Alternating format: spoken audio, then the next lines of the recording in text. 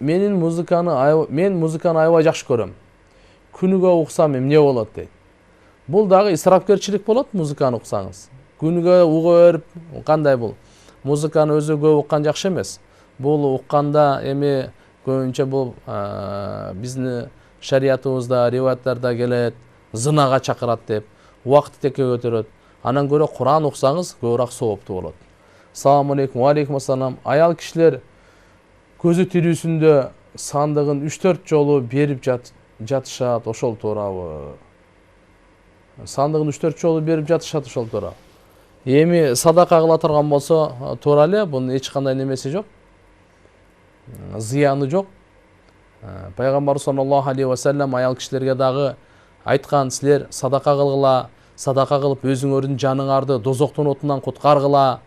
Айша энебизге ушу бир курмонун жарымынчалык болсо дагы садака кылып өзүңдүн жаныңды дозоктон куткар деген хадистер көп. Таштан эстелик жасап иштейм. Тапканым арам эмеспи дейт. Азыркындай кичинекей өлчөмдө боло турган болсо, макул жасалга турган болсо. Бирок адамды чеге турган болсо, адамдын сүрөтүн кое турган болсо, ушул жакшы болбой калат. Башка нерселерди ушул койгонго иштесе болот. Азыр үйлөрдө, заборлордо, башка жерлерде ушундай таштан жакшы жасалгалар болуп атат, ошолорго иштесеңиз болот. Эми эстеликке бул жакшы эмес.